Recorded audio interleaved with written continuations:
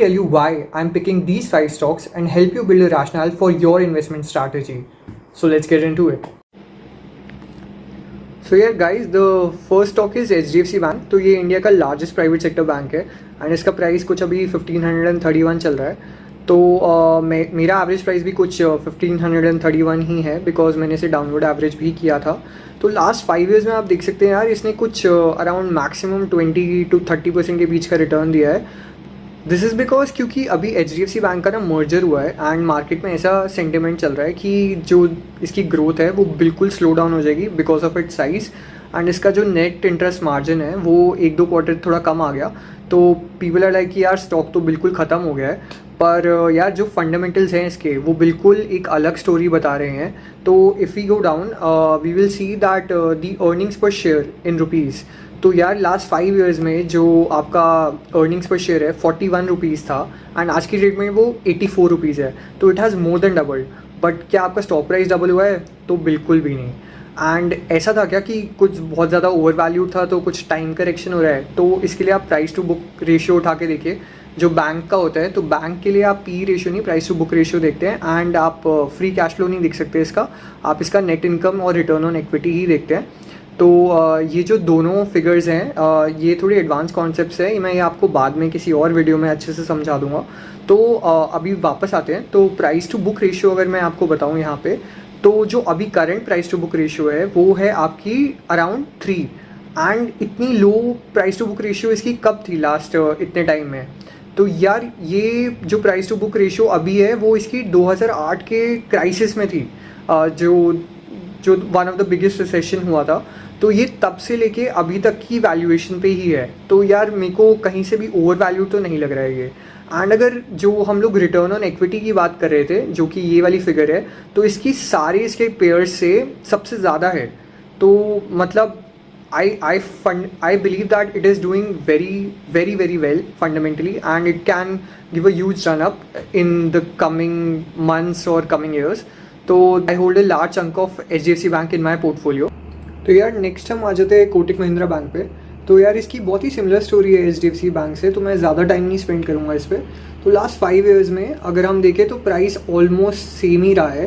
तो यहाँ पे हम लोग ज़्यादा अच्छे से देख सकते हैं इसे. तो लास्ट 5 ईयर्स में सिर्फ 6% का जो इसका स्टॉक प्राइस का रिटर्न रहा है ईयर ऑन ईयर. बट अगर हम 2019 से इसका EPS यानी कि नेट इनकम पर शेयर देखें तो वो 37.74 से आज की डेट में 87.78 हो चुका है. तो it has more than doubled और काफ़ी नाइसली. तो same story, the stock price has not doubled and it is not an overvalued stock. इसका प्राइस टू बुक रेशियो कुछ सिमिलर ही रहेगा आपका HDFC बैंक से. And this is exactly why I believe this is another stock which could give a good run up in coming years. So yeah, so guys the next stock in our list is Angel One. तो Angel One एक financial broker है and it is one of the top 5 brokers in India. जैसे ज़ीरोधा जिसका kite है, Upstox, grow, उसके बाद angel one आता है, राइट. एंड इसका प्राइस कुछ अभी अराउंड 2700 चल रहा है एंड मेरा एवरेज प्राइस भी कुछ अराउंड 2700 ही है. तो I tell you why have confidence in this company.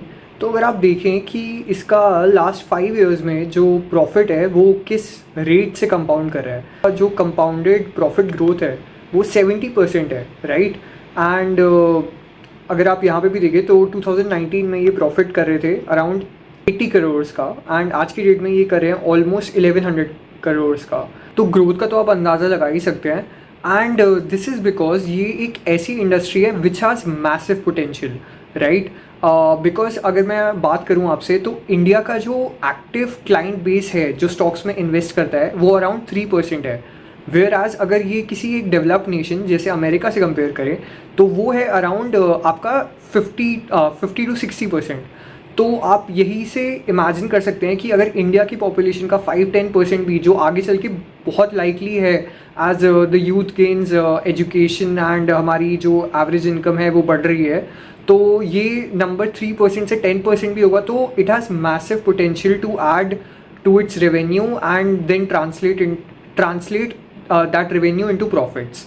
तो मे बी इसमें एक रिस्क आप कह सकते हैं कि एक आपका जियो फाइनेंस इस इंडस्ट्री को एंटर कर रहा है.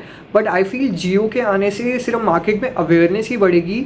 आई डोंट थिंक इतना ज़्यादा कंपटीशन है, पर तो इवन दो कंपटीशन इंक्रीज होगा, लेकिन इस इंडस्ट्री में इतना पोटेंशियल है कि there is room for everyone.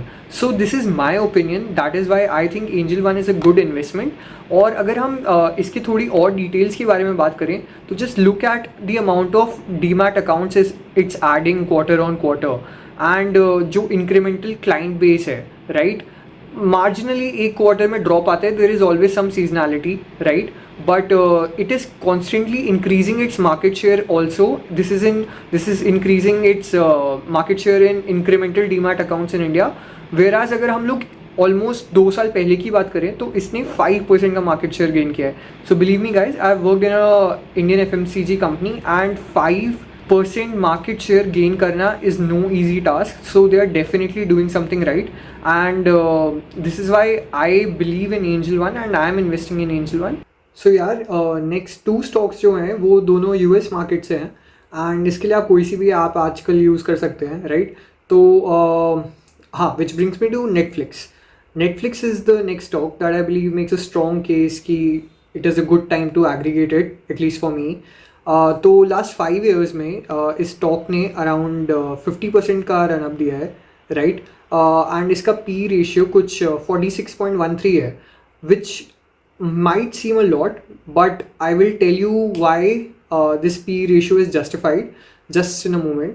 तो जो Netflix के सब्सक्राइबर्स हैं, राइट, तो वो लास्ट 5 years में अगर आप देखें from 2019 it was around 150 million and आज की डेट में ये 270 मिलियन आ चुके हैं.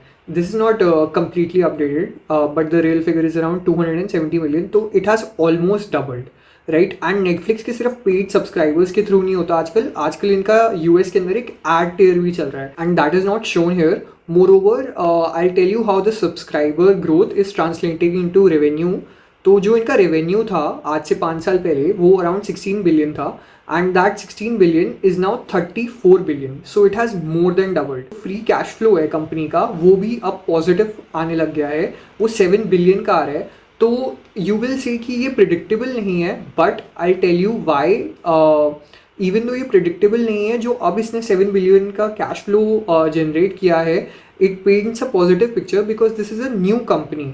तो न्यू कंपनी का generally free cash flow negative होता है क्योंकि जो भी उनके पास कैश आता है वो अपने बिजनेस में इन्वेस्ट कर देती है to grow it.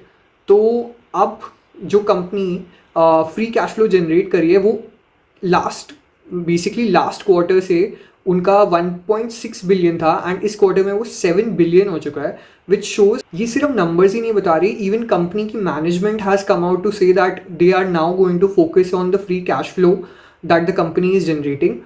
Moreover, the company is trying to create value for the shareholders through buybacks as well. तो आप देख सकते हैं कि 450 मिलियन से इन्होंने अराउंड 10 मिलियन का शेयर बायबैक किया है एंड अब इनके आउटस्टैंडिंग शेयर्स भी रिड्यूस हो रहे हैं, which in my last video I told that share buyback is a good thing which creates value for the share holders. So not only this but जो इसका रिसेंट शेयर प्राइस ड्रॉप हुआ है, सो इसका share price last 1 month में around 11% से drop हो चुका है. That is because the company just came out and said that it will not tell the number of subscribers that it is gaining quarter to quarter, because आज की date में Netflix के सिर्फ subscriber addition से नहीं profits आ रहे हैं, उनके एड टियर से भी आ रहे हैं. And they have not said कि वो बिल्कुल ही शेयर नहीं करेंगे, they will keep on sharing the major milestones that they are achieving. Right, बहुत सारी कंपनीज आज की डेट में यही करती हैं. जैसे एप्पल हो गया, तो वो अपनी आईफोन सेल्स सिर्फ तब बताती हैं जब कोई मेजर माइलस्टोन रीच करती हैं वो. Similarly with Amazon, right. तो this is why even at this price I am currently aggregating Netflix. So yeah. So guys, the last stock in my list is Amazon, but for this one I am not going to analyze it. You will analyze it and let me know in the comment section why it makes a strong case to maybe aggregate it in your portfolio. And again, if you stay till the end, please like, share, subscribe and comment. Thank you.